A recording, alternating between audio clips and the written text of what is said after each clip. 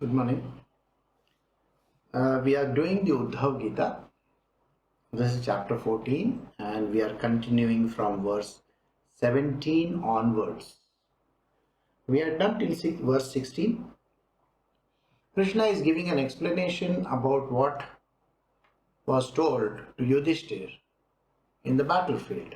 How an explanation was given about a wise person. So today we are going to continue further than that. And we will try to understand how does a wise person. Now when we say wise, we are talking about an enlightened being. We're just not talking about an ordinary person. We're talking about somebody who is enlightened, who might have gone beyond. So how does he behave? So we are doing Uddhava Gita. Chapter 14, the verse is 17, the last message of Shri Krishna. Vedic texts, direct perception, tradition, and inference. These are the four proofs of knowledge. Since this ever-changing phenomenal world does not stand the test of these, the wise man turns away from it. Now, if I have to get some knowledge from somewhere, what is the proof of it? I have to delve in that subject deeply to understand the proof of this knowledge. If somebody tells me that this green mango is sweet, I will wonder, because green, mango, sweet do not gel. A green mango is always sour. This is a very common perception, isn't it? So the first thing is, somewhere it is written. There are lots of people who might have written about the subject or might have said about this subject, and I come to know through those people. Second thing is, when I have actually eaten a green raw mango, I've eaten it. So naturally, I have an idea about it. The third one is, I have seen my parents take the raw mango and make a pickle out of it. So this tells me that this is a raw mango. We have been eating raw mango in a pickle. And just when you look at it, look at the raw green mango, and it doesn't have any smell. And when you even cut it, you can actually get a kind of a flavor which tells me from far that it is sour. So naturally, I am inferring with so many inputs what is the truth about this subject. So this tells me in reality that mango is sour. This is the way in which a person can actually arrive at the right answer. I have given you a worldly example. Now in the spiritual world, all of you are gathered over here for spiritual discourse. In a satsang, you get a lot of knowledge. You can read about it also, you can write about it, you can preserve it, and then you can regurgitate it and go back and see it once again. You get an understanding of the subject. So Krishna is telling Uddhava to get direct knowledge and the firmness of that knowledge, you have to go through these four means even in spiritual. Number one, we have scriptures. There are lots and lots of scriptures. Now these scriptures have come into existence over a period of time. Somebody somewhere has done research on this subject. The data is accumulated. It might have come from so many thousands of years. We really have no clue. And that is a written or a codified scripture. When you read a scripture or when a scripture is explained to you, what happens to that?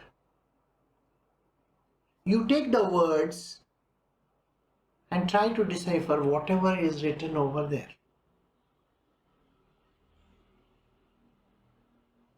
And when you read those scriptures, you get an understanding of the subject. In the spiritual scientists are the sages and saints. Alright? They have done their research. You may think of them as some ordinary people having long hairs, long beard, sitting in some forest somewhere or some cave somewhere, maybe in the Himalayas or some such kind of a thing. That is a preconceived notion everybody has. No, they have been sitting in meditation, learning about the subject for many, many years. Plus, there is a precedent over there. They have been disciples of some other guru. And that guru has been a disciple of some other guru. And it has been a lineage. Every person has done some kind of a research. When they do this kind of a research, they have come to a very, very firm understanding of this subject. And naturally, if somebody has put in eons of research in the subject, don't you think it is important to give credence to that and say, yes, this is definitely true? So, the Vedic texts, the scriptures from the past, they have been given down to us, handed down by the great sages. It's a repository of knowledge, and we have to accept it as the true knowledge. So first one are the scriptures. We acknowledge them as true. Number two, direct perception. When there is anything applied, a certain theory is being said to you, and when you apply that in your own world, take a subject. Let us say I am taking a subject called meditation. How many people have done meditation prior to this? Millions and billions have done. Because now we are at the end of this, a new cycle that is called the Kali Yuga. So naturally people have been doing all this knowledge gathering. So when they were meditating, they have arrived at a certain understanding which we are applying in our world. So in meditation, what does a person do? He sits in a particular posture. Now, if I take the posture, I got to keep my back straight, isn't it? I can't slump.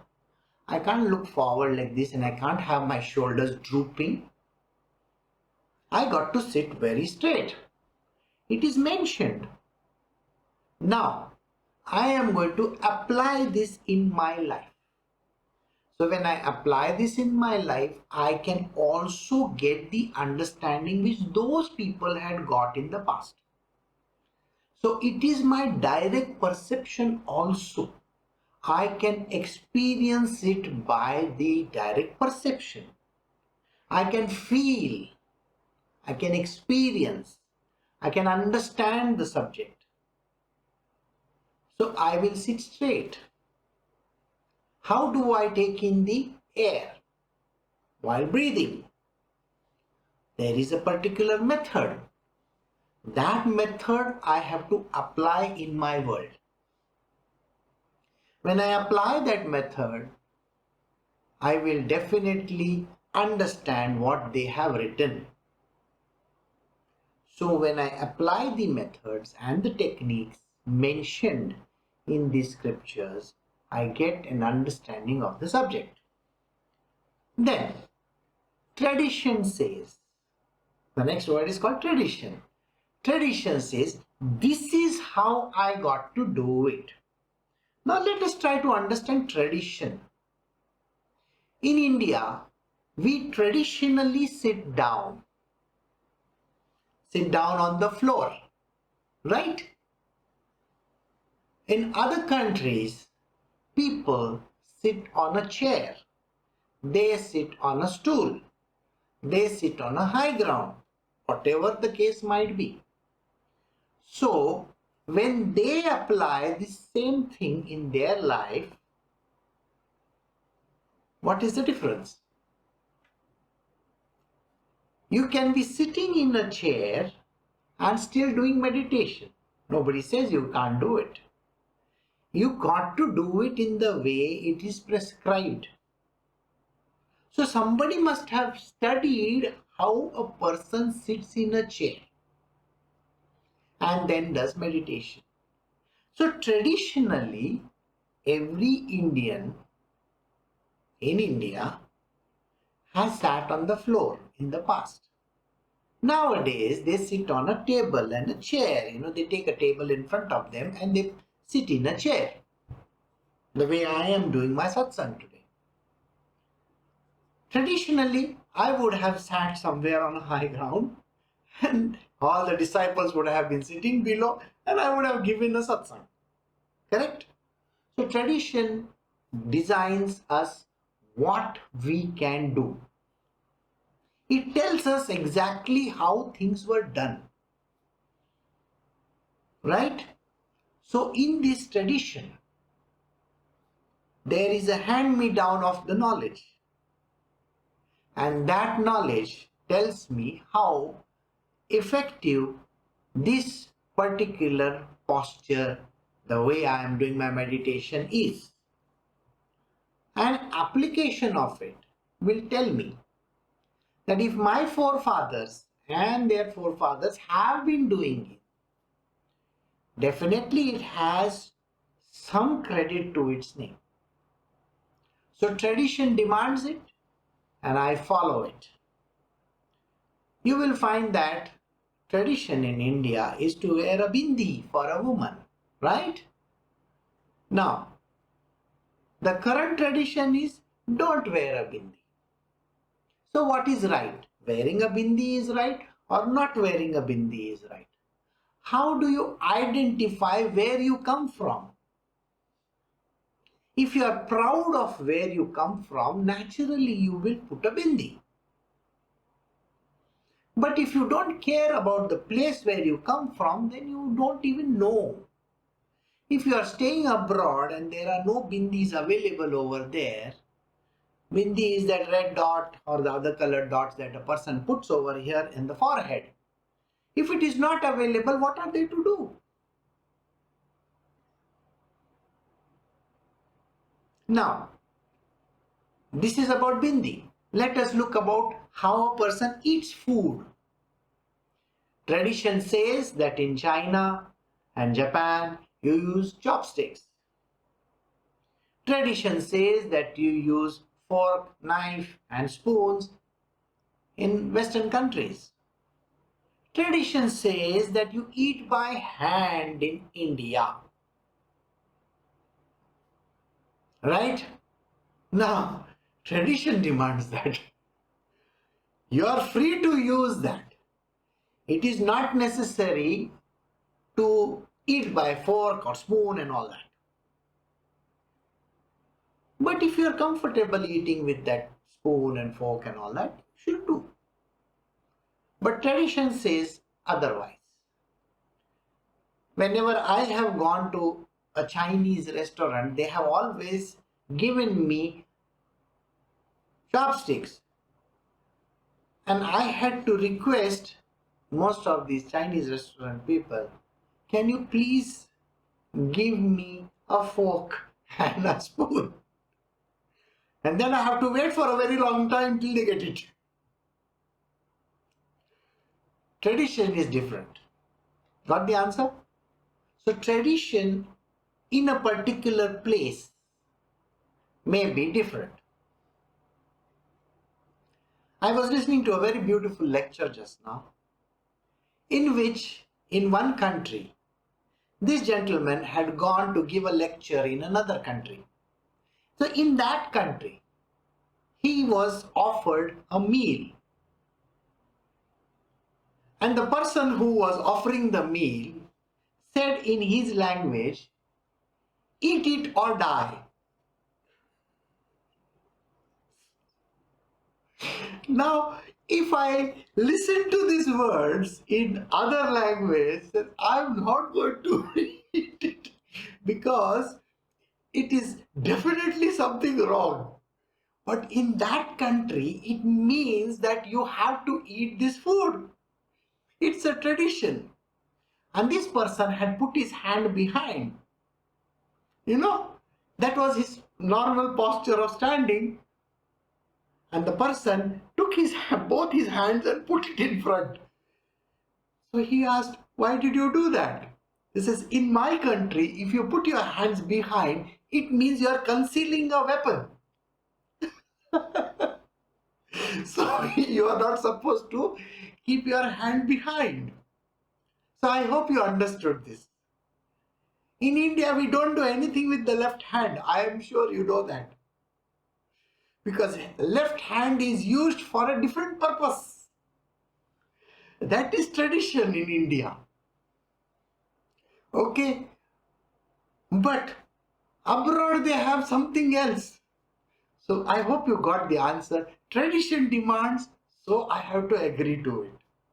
So knowledge is also created, firmed up by tradition. Tradition says this is how it is. And then the last one is called inference. If you have a little gray matter in your head, if there is a little gray matter in your head, then naturally you will infer when all these things you are doing. So inference means understanding by applying your gray cells. Okay? Akio Paro would have said the same thing. So use that gray matter to understand and infer. Alright, inference.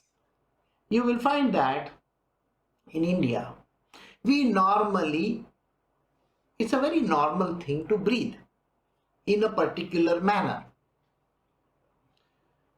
When you go abroad and when the person is all upset,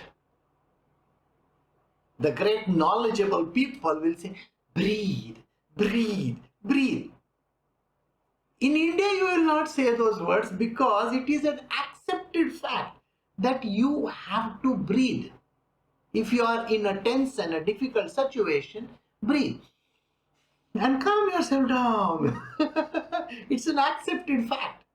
But abroad, it is not a known fact at all. Even today, hardly anybody in foreign countries has any idea why it is important to sit in a Padmasana. The folded thing, the legs that you fold and sit. In India, why do you sit? Hardly anybody has an idea. You see, I am used to sitting in a Padmasana even when I am eating food. If I am sitting in a chair, I will try to fold my legs on the chair. Sometimes the chair is so cramped that I can't do it. At that time, then I have to put my leg down and eat. So there is a very, very great reason for it. And inference will tell you this. When you infer, use the knowledge, get your gray cells working, get the knowledge from your brain, crunch it, then you will understand. So these are the four things you should always understand when you are trying to prove something. Number one, whether the scriptures say so. Number two, it is direct perception. What do you say when you directly perceive, whether in yourself or whether in a yogi, a sage or a saint? Number three, tradition demands so. And number four, by inference. You can infer by these four.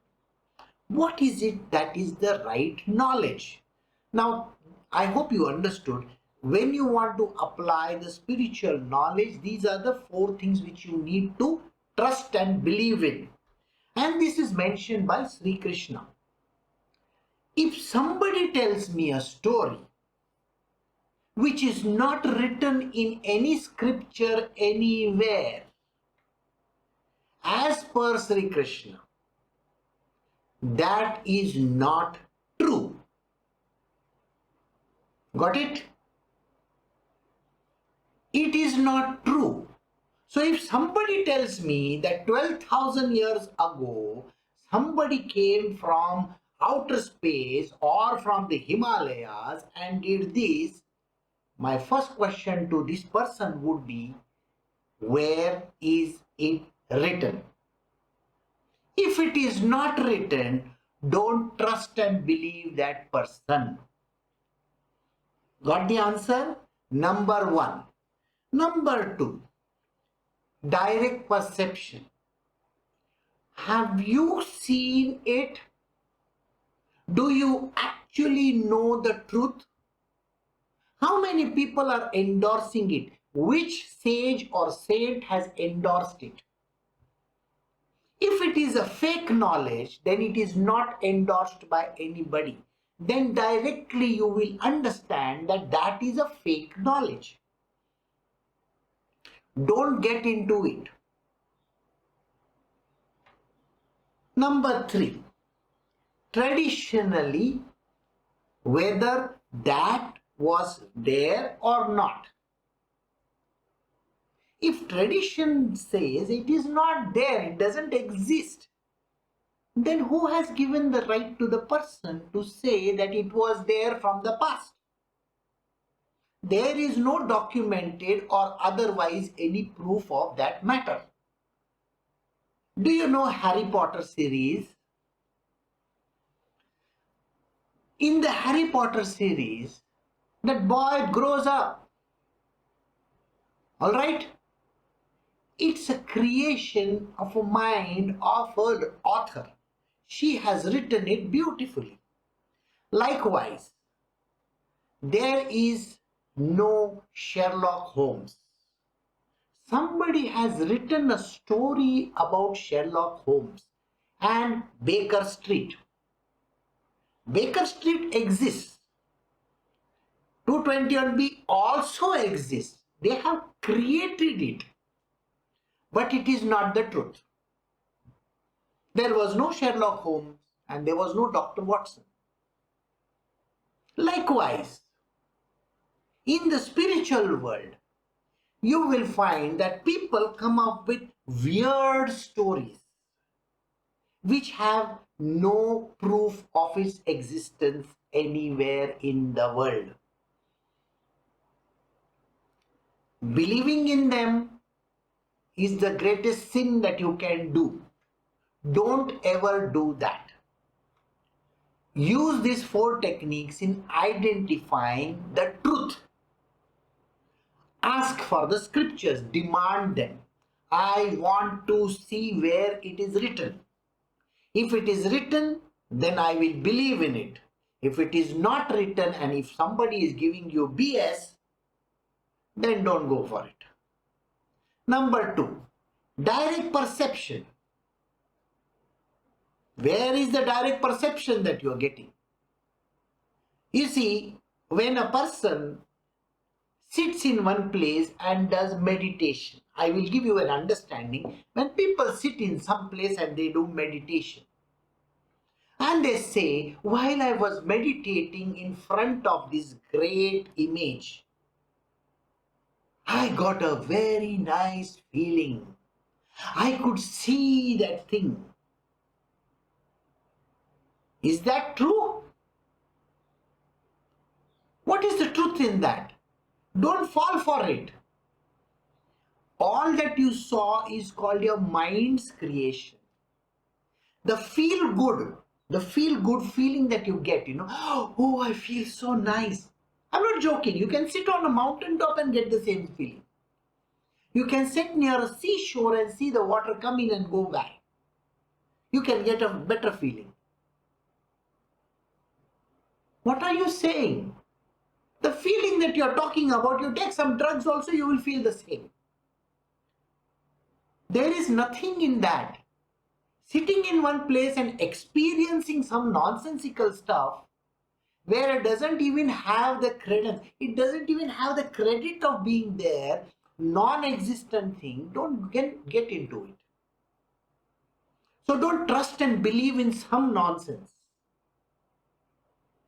Use these 4 techniques to identify and verify the truth in that case. So he says, since this ever-changing phenomenal world does not stand the test of these, the wise man turns away from it. So, a spiritually perfect person, a wise person, if these 4 things do not get the ticks, then he doesn't even believe in it. Because he knows that this is a phenomenal world.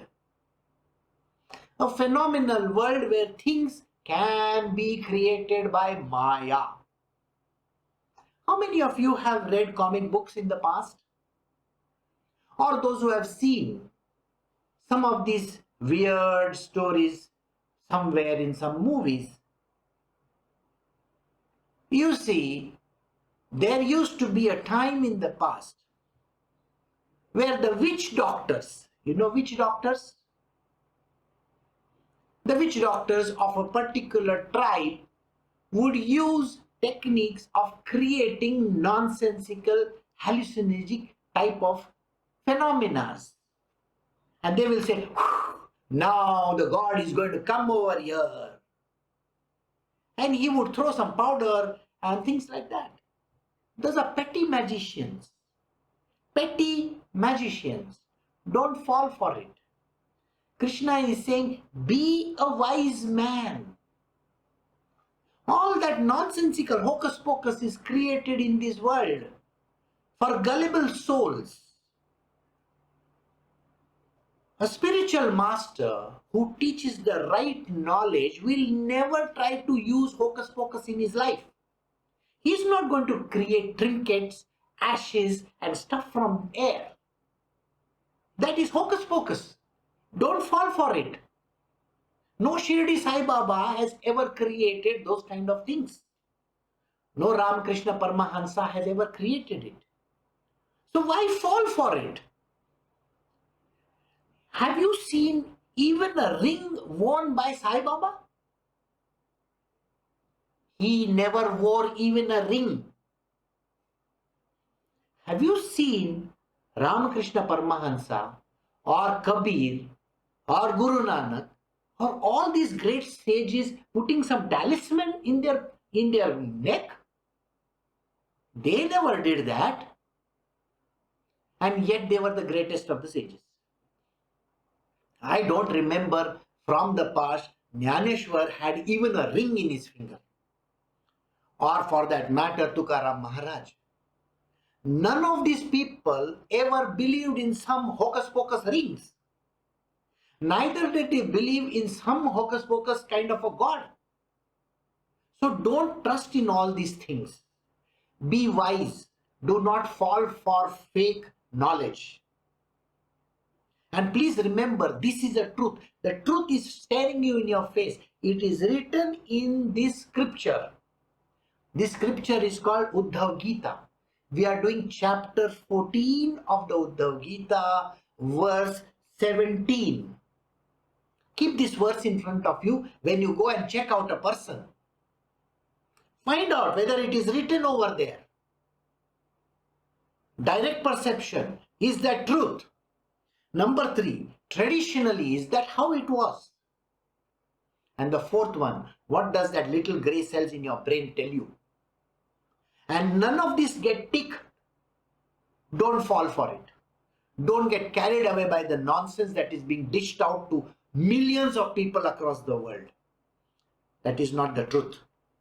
So we go to the next subject now. We will go to next verse. Uddhava Gita chapter 14 verse 18. Since all work is subject to change, the wise man should look upon unseen happiness also in the sphere of Brahma as misery and transient, just like the happiness we experience here below. Since all work is subject to change, the wise man should look upon unseen happiness also, even in the sphere of Brahma, as misery and transient, just like the happiness we experience here below. So Krishna is telling two things over here. If you are talking about some kind of a happiness in the material world, or if you are thinking, I will go to Brahma's heaven or Kailash heaven or Vaikuntha heaven or Indra's heaven, and I'm going to enjoy myself over there and I will feel happy in their presence. He says, all this, please treat it as the biggest torture in the world. Why? Because he says it is misery and it is non-existent. It doesn't exist for a very long time. So in the material world, even that little bit of happiness that you get, suppose in the material world, you are seeing a newborn baby. You know the amount of happiness that a father and a mother and everybody around feels? Wow, such a beautiful child is born. And then what happens? That happiness converts itself into immediate sadness in few months or years' time. The mother and the father have a fallout. The mother says, I am going to take the child away from this. And she takes away the child. Then what happens to that happiness which a person got? The husband is not happy because the child has gone away. The mother is not happy because she has to take care of the child. The child is not happy because it is devoid of parents. So what happened to that happiness? It vanished. And who can give happiness, permanent happiness in this world? Nobody. So if you think that you have got happiness for that little time being, please treat it as the most miserable thing in the world. If you think that you have got a fantastic job, wow, I got a great job, I got a great designation, I have got so many people reporting to me, this is the money I am getting, blah, blah, blah, all the kind of nonsense that you get. On the first day, it is very nice when you get your letter saying that you are earning so many lakhs of rupees, blah, blah, blah, all those things. And very soon you can see the reality. The whole world is against you, including the boss who appointed you. The same boss who had approved of you is your biggest villain. In front of you, he will be saying, oh, you're this nice, you're very good, blah, blah, blah, blah. You know the reason why he says all those words? It's because the buck stops with him. He has selected you. So he has to pander to it. Somebody asked me a question. The person brought some food to, Guruji, this is what I brought for you. How is it? I didn't answer. Now, can you please tell me, how did it taste? I told the person straight on the face, you know what? If I want you to get this again for me and not stop this activity, I will be hypocritical and I will say, it tastes nice. So that the next time you will get more. This is the way of the world. It's all fake. Nobody is willing to hear the truth. And that person gets a little happiness, I got my little window of happiness. It is all fake. Krishna is saying these words, it is misery. Even if somebody praises you, even if you get that little happiness, it is going to go away. It doesn't last in this world. Neither here on earth and nor in the heavens. If you are thinking that I will go and enjoy in the heaven,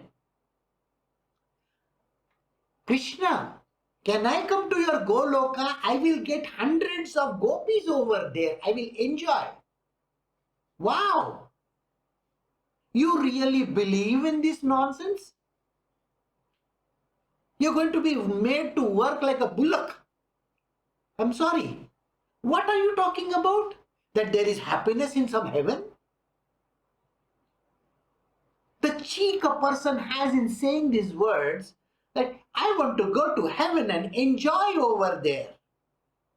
You think this is some kind of a heaven where you get all the Rambas and the Urvashis dancing to your tunes? You don't know even heaven is one of the worst places on earth. So don't dare even ask these words. You are born in this world to do some service. Service because you have been given a body. And if you don't want to do any service and you don't want to do anything in this world, you just want to sit on your fat ass doing nothing, then there is only one way out. Get enlightened and get lost in the Brahma and don't ever come back.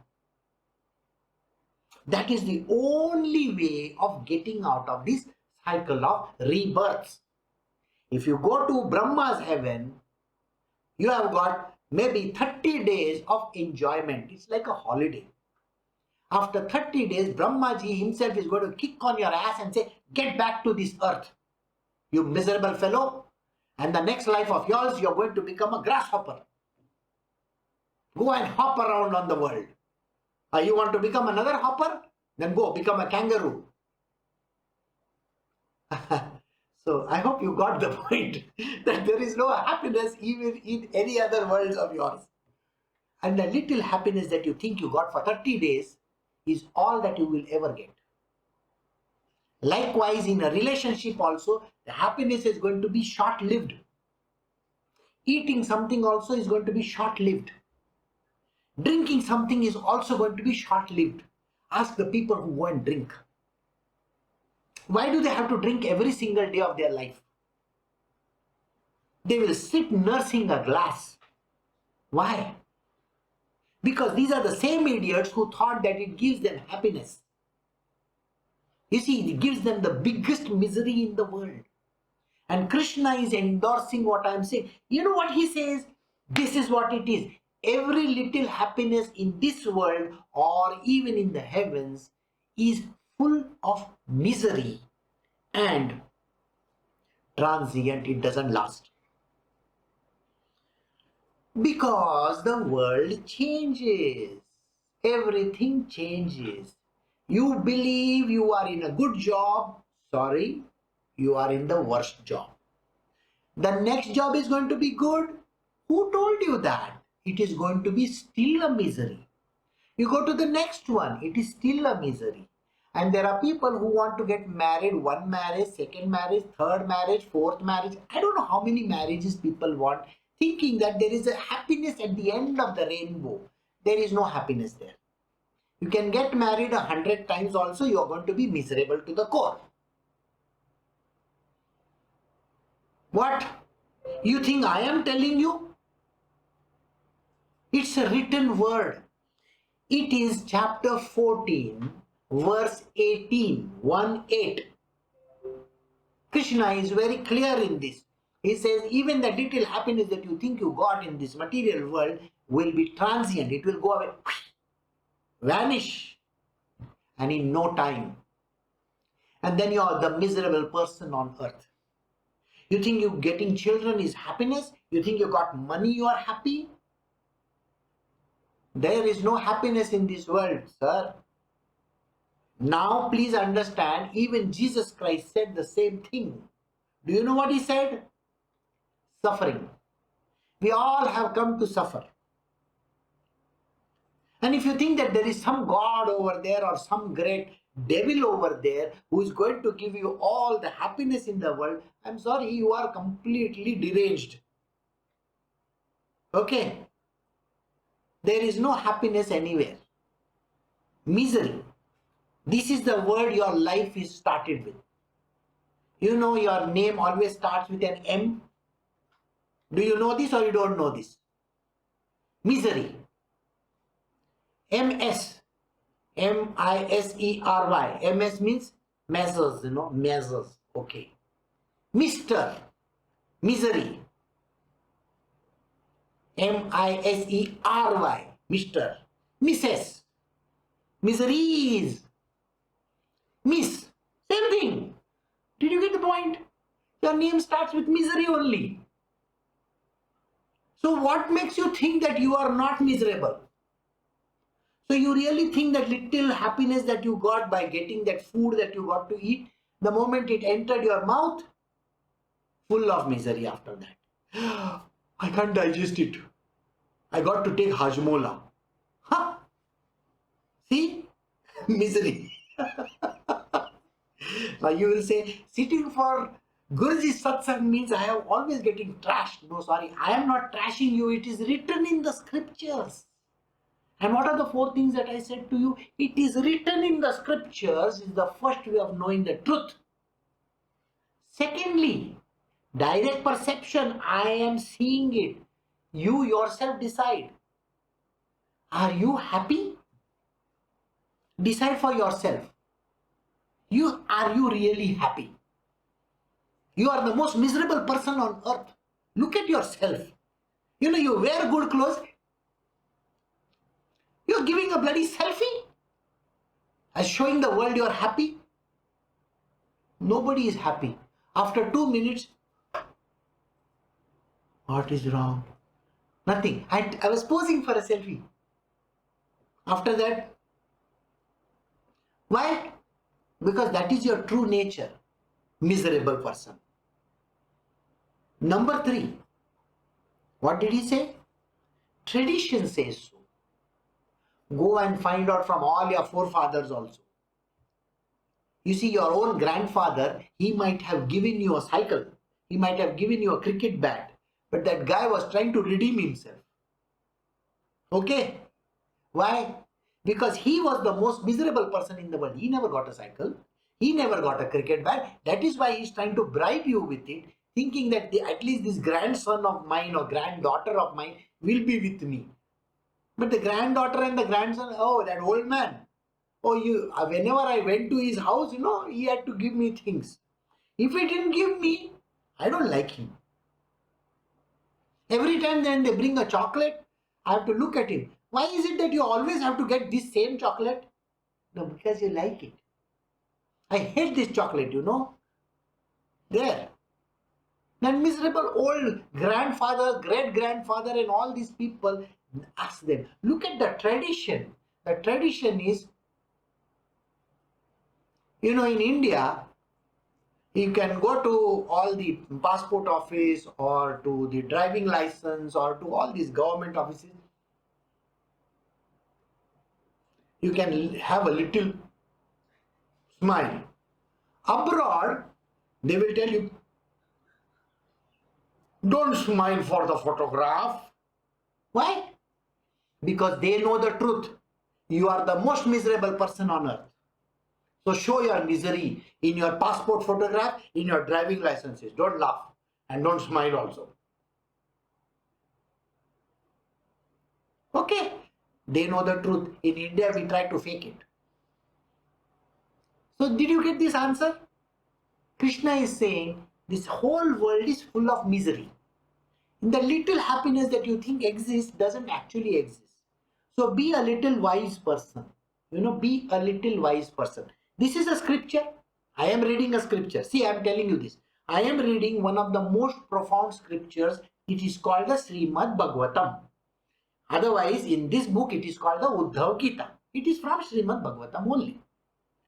Endorsed by all the great sages and the saints and Krishna and everybody on this planet Earth. Okay. Number 2. Whoever has done this had direct perception. And so many years have gone by, everybody had direct perception about this truth. Right? Number 3. Everybody knows traditionally. Krishna also died a miserable person. You know why? Because the whole world was against him. None of his relatives were listening to him. They all fought with each other and died in Prabhasa. He also got shot in the leg, in his toe. He knows that it is a miserable world. He himself is saying so. Krishna himself says so. Look at his life. As a kid, he had to fight the demons. As a small baby also, he fought the demons. Where he was born also, all the kids before him were killed by his uncle. Now you think about it. Whatever am I saying, is it a truth or no? Krishna was born in such a place where his predecessor, all his siblings were killed. He was born in a jail. He was carried across a river. He stayed in a house where he had to kill so many demons on the way. Somebody came and tried to feed him. He had to kill that demon. And how many demons? There was one demon even in the lake. Huh? I mean, think about it. Do you think he was enjoying? The next demon I'm going to kill. You think he was going to do that? As a demon, so many demons he had to kill. Likewise, take the case of Ram. Take the case of Buddha. Take the case of Jesus. Take anybody's case for that matter. Look at Jesus' life. From the beginning, where was he born? Gotem. What do you call that? Where all these cows and buffaloes and sheep and all these are kept. Okay. He was born there. Very poor parents. And then when he grew up, finally he had to die on a cross, tortured to death. They put one, even a crown which was made of thorns.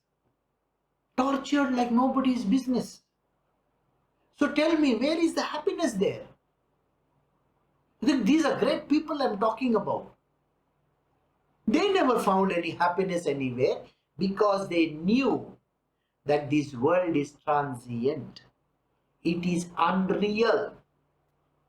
So always remember that little thing that you are actually thinking about. I want to be happy in my life. Accept it. Happiness doesn't exist. Accept it. Misery exists. And when you accept it, then happiness will come to you. You know why? Because you are miserable and you will be happy. There is happiness in misery. No clothes, miserable fellow. Happy fellow. You know why? I don't have to bother myself about buying new clothes. I don't have to bother myself of ironing them and washing them and cleaning them and tending to them. I just have 2 pairs of clothes. Do I really care? No. Do I have to keep up with the Jonases? The next door person is wearing nice clothes. Do you think I have to dress like that? I don't care. Got it? Happiness in misery. When I am miserable, I am the happiest. Did you get the point? Take any misery for that matter. I am not married. That is my biggest misery. You know, people are trying to get me married for so many years and I am not getting married at all. It is the biggest misery of your life. You're 40 years old and you're not married. The whole world looks at me. Yeah, they make me miserable. I am the happiest. I don't have to contend with another idiot in my life. The person who is telling me you should have got married, ask that person whether he is really happy. And he will say, you are the happiest, I tell you. You know why? Because you are not married. And this is a truth experienced by it. It is a direct perception. So I hope you understand. Ask the person who is not married. The whole world will say you should get married, you should get married, you should get married. But that person is the happiest because he didn't get married. You have to contend with not one, hundreds of people. Do you know that? And how many egos you can contend with? Your own spouse is the biggest egoistic person in the world. You tell that person, I want my tea this way. No, in my place we make tea with milk in it. Is that so? You can't even agree on anything. You know, I told you hundreds of people you have to contend with. Yes, not only that person, that spouse, but the in-laws who are worse than the outlaws. Okay, every in-law has got a peculiarity. You don't even want to bring them in the house. You see, keeping on digging your nose, or you know, the way they will, oh my God, you should see the in-laws that you can get. It is by legacy, you know, legacy. You don't like your in-laws, you don't like your sisters and brothers and in-laws and this, that, and the whole jing bang family that you inherit in one marriage. I can tell you it is worth the biggest torture in the world. So, are you not happy when you are not married? Congratulations. In your own misery of not getting married, you are the happiest among everybody. So, don't ever get married. For that little happiness that you think, 5 minutes of sexual act and you want to get married, wow. And then you want to create children in this world? So this is the reason why even if you get Brahma's heaven, don't think of that place as a happy place. Brahma himself is like, he's going to be collecting your tax from you. Don't worry. He's going to say, oh, you got only 20 days left. Brahmaji, one more additional day. You think this is a bargaining place? Buy one, get one free? Huh? No, 20 days is 20 days. Get out from here. No, just little 5 minutes I will take to pack my bag. Don't need a bag. I'm sending you naked. Okay, downstairs I'm sending you naked. Don't pack your stuff over here. Got the answer? Huh? So in anybody's heaven, whether you go to Kailash or Shivji's heaven also, there you have to do all tandavas and all that. All nice dance sessions are there. There are lots of those drummers and dancers and all that. Yes, all the wild kind of dances happen over there. In Vishnu's heaven, most of the time people are asleep. Because he is sleeping, no? Have you seen Vishnu's heaven? Vishnu is asleep most of the time. Only when his wife comes to wake him and says, Prananath, the world is suffering. Okay, I will take out time and go. I mean, think about it like this. And this is the heaven which Krishna himself is saying, don't even bother to go to these heavens. Because there is no happiness there. There is misery there and it is transient happiness. It will go away very soon. Because Brahmaji is not going to keep quiet. You go to Brahma's heaven or you go to any other heaven, Let us say you go to Indra's heaven. Indra, will first few days you will get to see all those beautiful dancers around you. Yes, you will get nice wine being poured in your glass and you will be drinking it nicely. After some time, Indra will look at you and he'll say, do you know dance? No. Yeah, come here. Take him and tell him how to dance and make him into a woman. Okay? Me into a woman? Come on, I can't do that. What do you think? This is a free place or what? Just sitting over here and drinking my wine? Don't do that. Get out from here. This is the kind of heavens that are there. That is the reason why here he says, even in the sphere of Brahma. He's given an example of Brahmaji. Brahma, Indra Dev or any devas that are there, don't bother. That happiness that you think you are getting over there is the biggest misery of all. And it doesn't last for a long time. Few days, few hours, few minutes. That's it. Finished. So 2 important lessons we did today. 1, don't fall for fake words and fake people. Go and verify them first by means of scriptures. Any knowledge in this world can be verified by number 1, whether it is written in any of the ancient scriptures. Number 2, by direct perception. Go and see it for yourself. Do you get the real answer?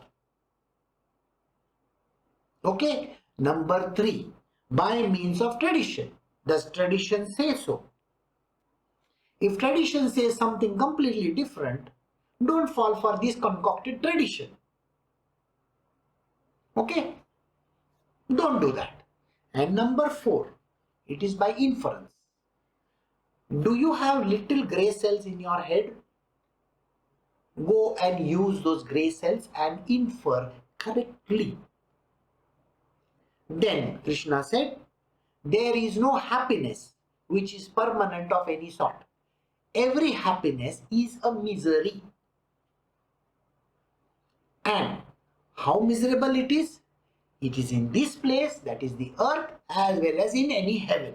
So you want to go to any heaven also, it's a miserable place. Here in this place also, on earth also, it's a misery. Don't consider it as a happiness at all. And he says, everything is transient. Everything comes and goes. Today we have done only 2 verses because they are important to you for your life. Don't ever fall for all kinds of wrong stuff. This is how a wise man lives. A wise man always wants the proof of the pudding.